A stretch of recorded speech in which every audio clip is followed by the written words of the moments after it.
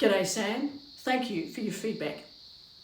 Have you ever kept a secret, perhaps for an hour, a day, a month, a year, or even a lifetime?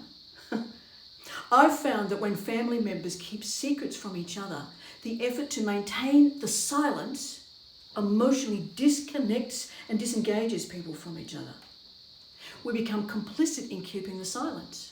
We deny ourselves and future generations the opportunity to be part of something beyond their wildest dreams, or because they maintained a secret that they didn't really know about in the first place. It seems ironic, doesn't it? There was a time when this 7-year-old, say g'day to Mari, she's my mum, she was told by her father that her mother didn't love her anymore. She and her 2 brothers were removed from the family home. Say hello to Pearl. Neither Pearl nor Mari ever saw, heard, talked or touched each other ever again. Can you imagine what that would be like if that were you? I was 18 when I first discovered my maternal grandparents' names. 3 years prior to that, I was given a genealogy lesson from a neighbour to do my family tree. When I asked my mum about her family, she told me to stick with Dad's family because it would be far more interesting. Little did either of us know at that time that her mother was being watched by ASIO, the Australian Secret Service mob. ASIO had been watching my grandmother's activities for 5 decades, up until mid-60s. And they released a 76-page dossier in 1993. However, I've got to say it was much easier to get information from my father's side. He was of French descent and English descent. Say g'day to Jack. He had 3 siblings, all born in the roaring 20s. My paternal grandfather was one of 13. Now, you can imagine a small rural town of about 1,800 people that I had lots of cousins and aunties and uncles. I persisted with the family tree in my first year of studies at college in the mid-70s. Then one day, out of the blue, one single sheet of paper arrived from the post from my mother. No letter, no words, nothing about the weather, just the words, Mother, Pearl Brown. Father, Robert James Gibbs. At last, I had 2 names to work with. However, it was as if there were 2 needles in a haystack, and I had no idea where the haystack was located. In fact, I had no idea if these 2 people were either dead or alive. I would discover over 2 decades later that my grandmother was alive and well in Dubbo, a mere 3 hours drive from Bathurst. What I learned next derailed me in my quest for finding more about Pearl.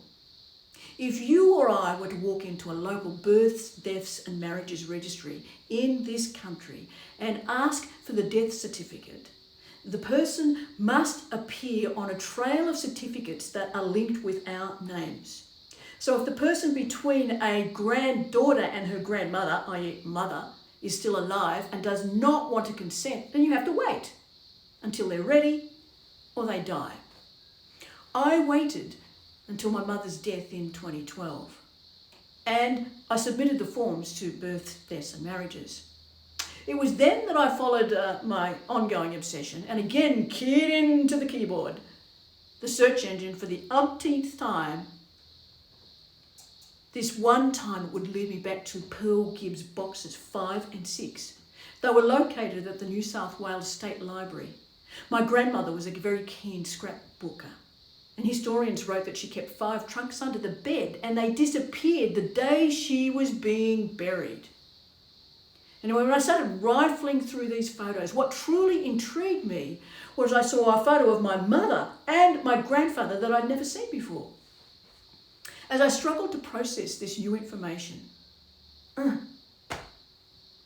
today I'd like to share with you what I've learned about the informal conspiracy of secrets.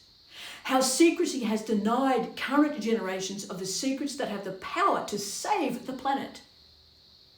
Have you ever had a secret hero or heroine? By now you've guessed that mine was in the family and it was my very own grandmother. She was the most prominent female activist within the Aboriginal movement in the early 20th century in Australia. For the past 15 years, I've been delivering monthly Aboriginal cross-cultural awareness training, usually to a new group of first responders that belong to a state health agency. Every time I stand in front of a new group, I take them through the story of the stolen generations. I try to stay objective, and I do it as a distance, as a third person. And I do this out of respect for the audience and the people in the room, to keep it safe.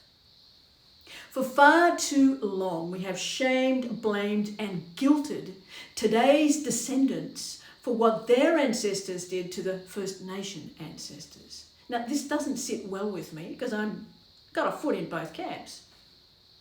Until recently, I was telling stories about my grandmother's struggles, her losses and her achievements, and I was discounting my own story. It seemed to be a running pattern in my family. After long reflections and soul searching, I learned several things about myself. How I had discounted and disguised my own true feelings about the skeletons in the family closet. How I had mistakenly compared and contrasted my experiences with others. How I had dismissed my experiences in favour of my grandmother's. And how I'd lost my own self-compassion and at times compassion for others. And how I had stifled, suppressed and kept silent about my own family stories. And how I had stubbornly maintained my independence and that sometimes asking for help was way too much to bear. There has never been a better time to open our hearts to help our families overcome the conspiracy of silence. Research says that 20% of Australian-born peoples with at least one parent born in Australia is of convict descent. Over a period of 80 years, a total of 162,200 convicts were sent to Australia. The ratio of male to female was 80 to 20. Now think about these numbers and ratios.